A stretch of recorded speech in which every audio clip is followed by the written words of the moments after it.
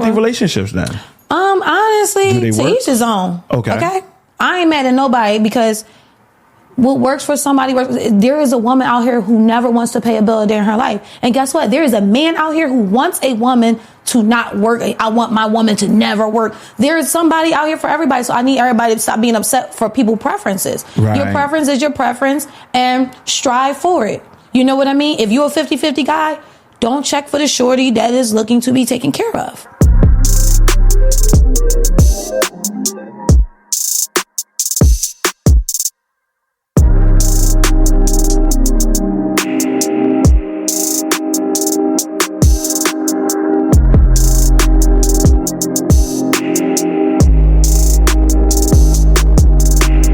What's good, everybody? Hope all is well. This is Zachary King from the Future is Female podcast, and I'm here with the beautiful Coretta. You guys can call me Coco. Nice to meet you. Glad to have you on the platform. With that being said, please tell the listeners audience a little bit about yourself. College grad. I have my own cleaning business. I'm very creative, from music to art to dishes and upscale tiles, elegant tiles. I can do whatever. Pictures, doesn't matter. And I'm a loving mother of 2 young men. Yeah, that's me. Okay. Talk a little bit about your cleaning business. How you got started, Well, what's my your journey been inspiration like? to even want to clean actually came from my grandmother. Shout out to Ruthie Lee Connor. Cheekbones on fleek. She, as the youngest grandchild at the time, I have like a host of cousins that are way older than me. Let's talk 5, 8 years. You know what I mean? So morning time, Sunday, Saturday mornings, I'm at grandmom's. She has me in her etiquette room, teaching me etiquette, and she's bossing them around and telling them how to clean. When they're done cleaning, it was always my job to go around with her and clear the woodworks. And as we're going through the woodworks, we're actually critiquing my cousins and my sibling work. And if they got it wrong, grandma will pull them in and direct them on how it's to be done. And I was picking up all those pointers. Fast forward, that's always stuck with me. I've never had a problem with cleaning. Love cleaning. Actually, it's very therapeutic. Fast forward, 7 years ago, I want to say 2017. My cousin comes to me, say, hey, cuz, you want to clean the business? I say, hey, why not? Let me mess around and find out. And I started off with a franchise to go in and learn everything that I needed to learn. I did that, made some great accomplishments, and I was with them for 2 years. So these last 4 years has definitely been on me. Great. No, that sounds really inspiring. You talked a lot about your grandmom, okay, and how your grandmom showed you the way and showed you how to be etiquette, right? Yes. I'm assuming your grandmom is from the old school. Yes, my grandmom is definitely old school. Like, even though she lived at 12th and Susquehanna at the time growing up, my grandmom still had her garden, strawberry patches. My grandmother had a farm. I remember like 3 little chickens running around on Susquehanna Avenue. Right. And in this etiquette room, she has those. She never had plastic on her couches either, because that was her etiquette room. She didn't play that. But it was these 2 nice, really fine couches. And she would sit on one end and I would sit on the other. And she would bring out the layout of the forks, the knives, the spoons, the teas. I had to sit with my legs crossed at the ankle. I had to have my hands propped on my knee, sitting up straight, shoulders back, looking into the eyes, speaking with intent. Yeah. Shout out to grandma Now, for having me have some discernment for myself. Now, as a father to a 14-year-old little girl, right? Yeah. Having etiquette. Did I say it right? Etiquette. I love elegant etiquette. Yeah, I'm with that too. That is something that is truly important to me, okay? But that is something that I feel like it has been lost among our sisters, unfortunately. I'm here with that. As of lately, I feel like our sisters have gotten away from being the symbol of high class. When I looked at black women at one point, I feel like black women was it. And then now, as time is going on, it seems like our women are losing that. I don't want to say.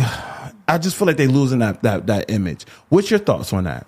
I feel as though there is actually just a lot of there's too much gray area. There's no more black and white when it comes to it, because you could used to be able to tell a hoe from a decent woman. You see what I'm saying? Right. There's too much gray area, and we can put a lot of responsibility on us, but at the end of the day, women want to be protected, women want to be taken care of. So you guys have to set the tone, and we will create that atmosphere.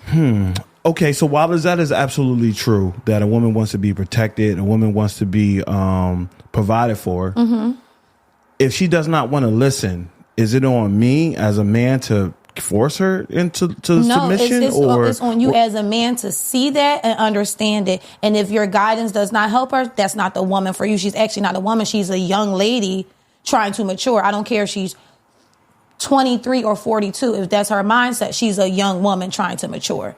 Because any grown woman, 1 + 1 is 2. The synapses are snapping. I want love. I want protection. I want respect. And if this man is providing these things without the headache, 3 a.m. sandwiches is not up for debate. Just get up and do it, especially if he's paying all the bills. Whatever the case is, people are too stuck in a gray area. The black and white is a great place. Like they, what is it called? Those, What's that? What is it called when they say, what's that? Let me get it in my head.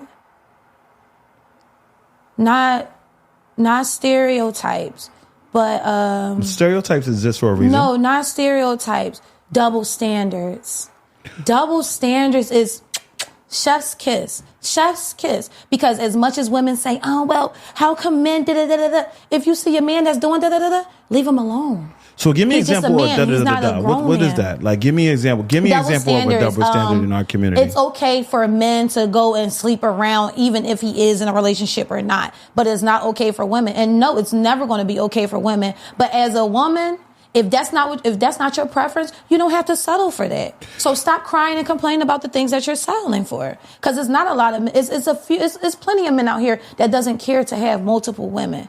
I feel like the men who out here that need multiple women, they don't know how to manage their mental for real. So they need all these other things to keep them stimulated instead of actually being stimulated with themselves and getting to know themselves and doing that shadow work. So you're always pulling all these other things in instead of focusing. No, that makes a lot of sense. I mean, that makes a lot of sense. I think at this point in time, I think more men are being held, their feet are being held to the fire. I think at one point, men was celebrated for having multiple women. But I got to ask you this question right here. Celebrated by who? Society, even in, let me ask you this question. Was it the women of color society celebrating and that was a question I was going to ask you. Or was it that gray area of hoes? No. This is the question I want to ask you is, do you think women actually want a good man? Yes. You do? Yes. So oftentimes when I ask this question to women, and I'm not saying you because I don't know your background personally, but I often got to say is, show me the cat facts, right? And what I mean by that is, show me the men that you actually been with. And oftentimes the men that they actually been with and the men they chose to procreate with don't look like the men that they actually say they want to be with. They don't look like the good man. Oh, well, speaking from observation points. And again, we're not talking, we're just talking about general. I'm talking about observation because I'm not talking about me personally because I'm okay. Observation purposes for those women who do choose men who aren't adequate at the time, because men are allowed to grow too. Okay. So I feel as though there is a lot of basic level interactions and connections that makes that bond happen. Right. And people frivolously are just letting the dice fall wherever they fall, and everybody wants to be grown until it's time to take accountability or speak up or actually have something in place to do something, regardless if it's to create a family or whatever. When it comes to trying to work together, regardless of what kind of relationship it is, people always bounce off like negative magnets. So is it that they're coming into the situation unequally yoked? Are they coming in here with too high standards? Like, why? What do you think is happening that's causing so many black households to basically crumble? Lack of communication, lack of accountability. Like I said, that shadow work is something crazy. Like for me personally, I started doing shadow work at a really young age. When I say a young age, when everybody was ready to turn up and go to 9, 2, 3 and all of that, I'm 14 years old doing shadow work. And I didn't know what this was until at this age. That's what I was doing. Okay. But people aren't starting to do shadow work until now, 27, 32. And then... Well, a lot of us, in their defense, a lot of us didn't know that we was damaged. A lot of us, we were just operating under this mindset. That's poppycock. Because at 14, I knew there was damage. But you can't... You feel it. You can't assume that... Like, I didn't know that I needed to do work until I went to prison, right? And I realized what caused me to go to prison. You know, like I just overstimulation. I just didn't know how to channel certain things because, you know, as a man, it was like you was told to be able to provide. You told that you need to have your shit together. Yes. So when you don't have your shit together as a man, when you hit a certain age, you feel like you're less than a man. So that makes you feel overstimulated. All of those things that's replaying in your head is making you feel overstimulated because it's in your subconscious as you're trying to walk through life, and is bothering you, and it kind of pulls you away from really achieving because it's just like, ugh. And men don't have enough. You got this. You know what I mean? Well, and that's true. Like no one came to me. Like I remember my uncle, and I remember telling him this is the first time I was in danger. My house was going on foreclosure. And I remember he was like, you know, you should have your shit together. I don't understand why this is not this and this. And then kind of found out he was going through the exact same thing. He was too embarrassed to talk about it. But the issue that he gave me. So a lot of it is so, but we didn't realize. I didn't realize how broken I was as a man until I got alone in my cell. But do you see what I'm saying? When I say overstimulated, it doesn't mean literally. No, it means I get physically, it means emotionally. And you going away took everything away, and all you had to be with was yourself. Right. So all the stimulations, all of whatever those entities was that you thought that you had to think about and over worry about was a figment of your imagination. You didn't have to worry about those things because now that they're not here. Well, okay, so while I definitely understand the point that you're making, I would not call them a figment of imagination because they are real things. Like people do go through they may not have manifested yet, but the fears that they have is true. Like fear is a real thing, you know, and I don't want to get into the place where we're just splitting hairs, you know, like, yes, I totally agree. If you call it overstimulus, you know, being overly stimulated, I agree with that. But I also understand that we have things that are barriers and things that we must break through, and a lot of that stuff has also stemmed from not having the tools when we was coming up in age. A lot of us, you know, that's in where the the black community overstimulation starts. A lot of us in the black community, we really didn't have great examples of what does healthy relationships look like, what does productive households look like, you know. And then now when you take social media where there's so much talk around 50-50 and I'm not from being this one person. Aren't happy. I mean, I would agree. You know, I would Nobody agree. What's your thoughts on 50-50 relationships then? Honestly, to each his own. Okay. I ain't mad at nobody because what works for somebody works. There is a woman out here who never wants to pay a bill a day in her life. And guess what? There is a man out here who wants a woman to not work. I want my woman to never work. There is somebody out here for everybody. So I need everybody to stop being upset for people's preferences. Right. Your preference is your preference and strive for it. You know what I mean? If you're a 50-50 guy, don't check for the shorty that is looking to be taken care of. I agree. Go holler at the shorty that work at Home Depot. She's more likely to want to go 50-50. No shade. But I'm just saying. Home Depot, though? I'm just saying she's willing to get it out the mud. That's all I'm saying. You see what I'm saying? Certain jobs let you know, like me personally, I wouldn't mind doing 50-50 with a plan in place because I'm not paying any bills. I'm not doing it. And that's not to say, oh, my money is for me. If I have money, that means if my man is paying all the bills, that means I have more than enough free time to figure out how to invest my money, invest his money, and be saving on the back end and having and buying properties. Let me use my mind because my mind is amazing. I'm like an octopus when it comes to knowledge. I'm grabbing it. I'm pulling everything together. I can literally create something from nothing if I had that freedom and space. But if you're asking me to step out of my feminine essence to also help partake in what the double standard should be that I am okay with, So it takes you out of your feminine essence to take care of your household. To have to work and know I have to pay a bill. Right. Yeah, because if I have to work and know I got to pay for got to take care of my kids, that's different, right? So I just want to know because that's already part of a woman's genetics to take care of the home. So it's masculine to pay bills. Yes. And it's feminine not to pay bills. Yes.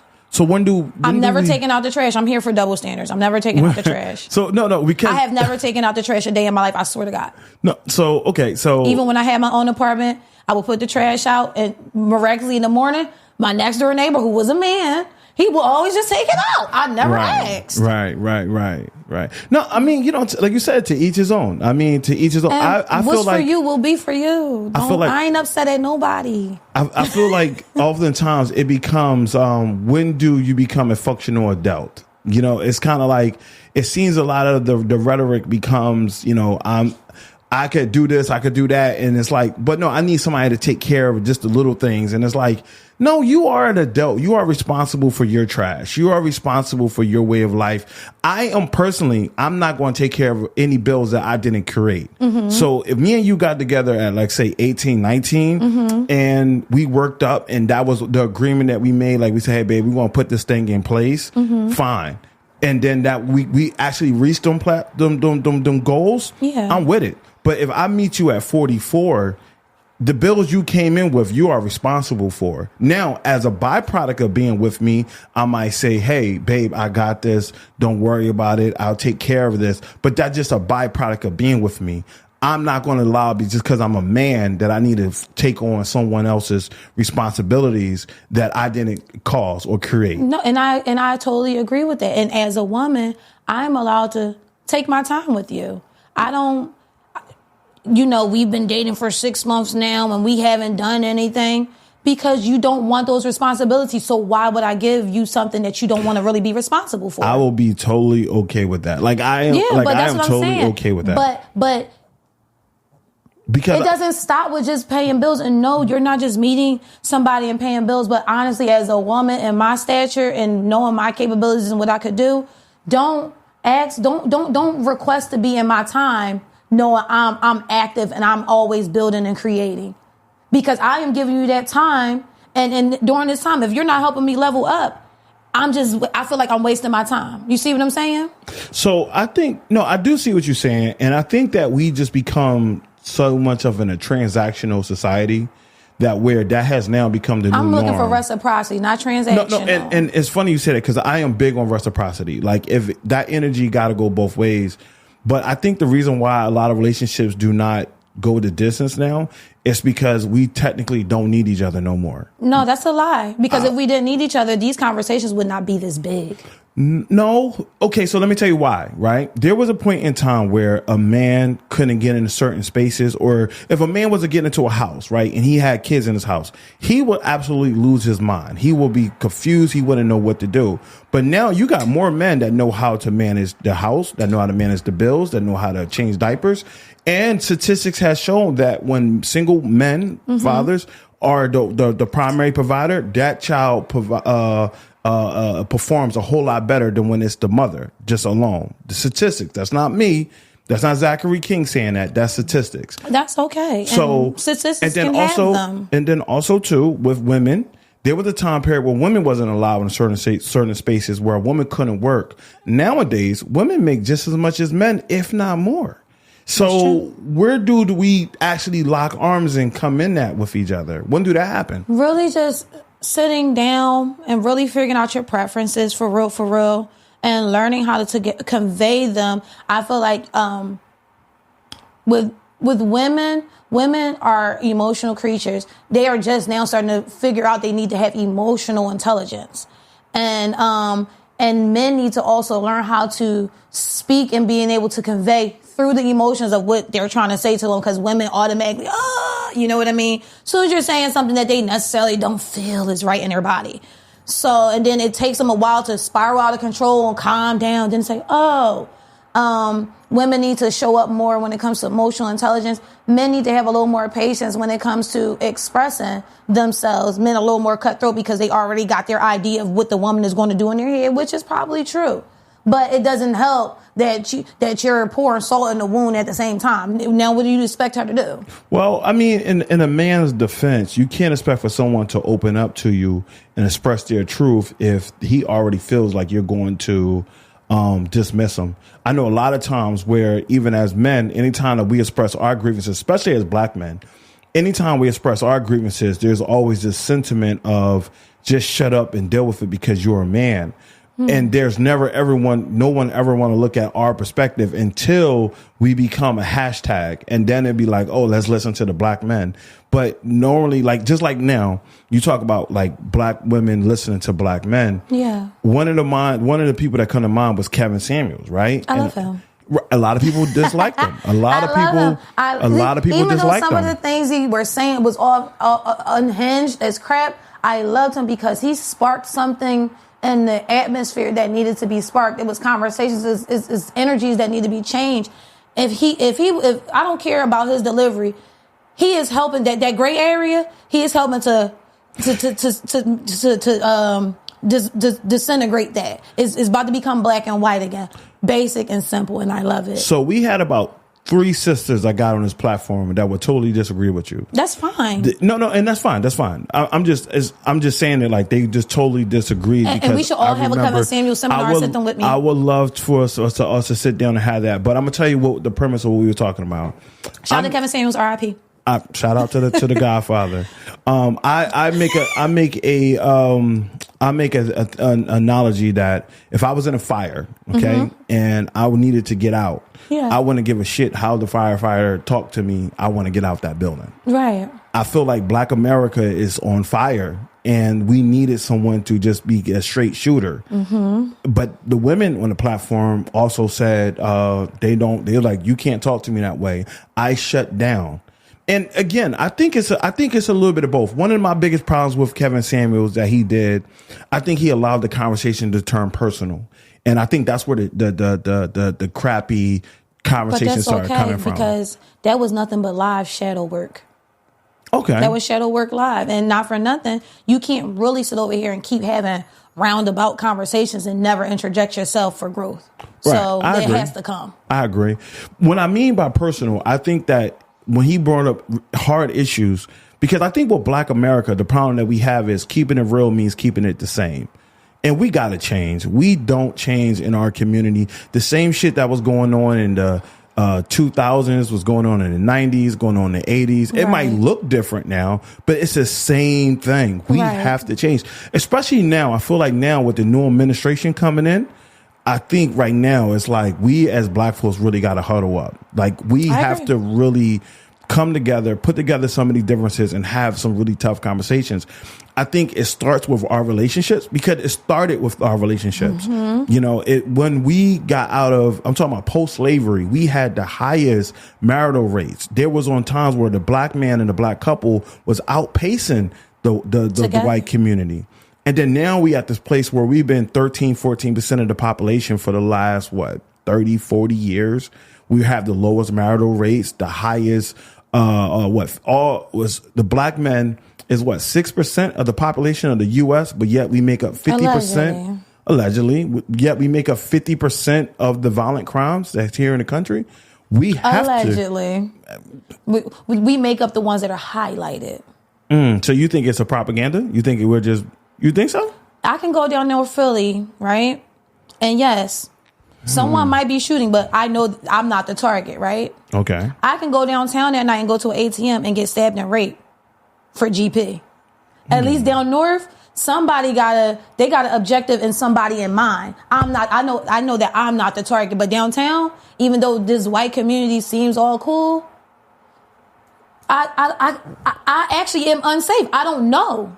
It's very unknown safety there, and it's just like it's also what's highlighted is what's highlighted in the media. I think my niece goes to Penn State. A kid just died there. Okay, so while I'm just saying, where is that at on the news? So while I definitely see where you're going with that, and I wanted to give you time to cook. And everybody, they got them numbers off the Census Bureau. Everybody don't even fill them out right. But go on. But I okay. So just off the top of the head, and I know I'm missing Young Dolph, Nipsey, PNB Rock, well, some of the other slang rats. So it's so many Pop Smoke. They knew that, but so they were targets. Hold on, hear me out. So what I'm saying is, there was men that couldn't go in their own community. There was men. The safest place for a black man should be in his own community, and we all know that as black men, some of the worst communities you're going to come across is our very own. Let's just keep it real here. We don't need census for that. We don't need for the white media to tell us that right there. If you don't believe me, walk around North Philly right now with your chain on. You will be the target. No, but that's the point that I'm making. Like, no, don't get it wrong. Black folks are great. We are good people. Right. But we definitely got some stuff we got to address. Right. I agree with that. But I also feel as though they knew they were going to be a target if they had a chain on, right? Just like a girl knows that if she's dressing provocative, she may be approached wrong. So it's just like putting yourself in these spaces and looking the par or fitting in or whatever the case, or looking real chill in these spaces. Okay. And it's sad that these young men couldn't come back or whatever. But again, like I said, those attacks weren't random. So they are going off the trajectory of, they know that we're going to be a target because we're growing and developing that crab in the barrel mind. So they can come and give us numbers on our statistics because they know they will come. But what's the statistics of a random school shooting? So the reason why we use statistics. And how many kids are getting killed at this time? Versus this Young Dolph. Young Dolph was one person that got hurt. PNB Rock was one person that got hurt during the shooting. Nipsey Hussle was one person that got hurt during the shooting. But when white people are going to kill, they are creating massacres. They don't have one person in mind. So let me ask you this question, and this is just how I personally feel. Why is it that anytime that we bring up some of the issues in which black people need to do better on, the very next thing that comes up is all the things that white people do? We be the first ones that say white people don't matter. We got our own things going on. Why do they come up in conversation? And I'm not saying that to you personally, but I'm just understand because that's often the common sentiments amongst blacks. Every time we talk about the issues in our community, they get compared to whites. But but in the same breath, we also acknowledge that they don't play by the same set of rules as we do. I agree. And to put a spin on that is vice versa, because the same thing happens in their community. When something's going on, they want to look at us because you got to have something to compare it to. I didn't bring it up. It was brought up because of the statistic thing. Right. And who are making these statistics? The people who are studying us, i.e. not our people. So we have to bring up the things that they do because these are the numbers that they're coming back for us. Why are we letting their numbers affect us and how we are thinking to begin with? So that would imply that the whoever is in charge of the numbers are actually kind of...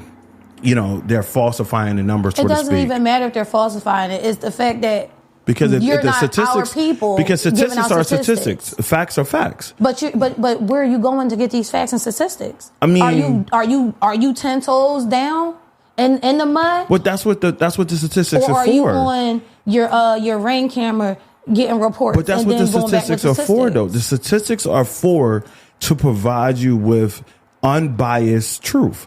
That's what statistics are for. So are they statistics unbiased? So that's what it's for. So where are their statistics? They have plenty of statistics. So that's what I'm trying to say. You would believe that their statistics somehow are manipulated? You believe that they're somehow, so you believe they're that less broadcasted. Okay. Okay.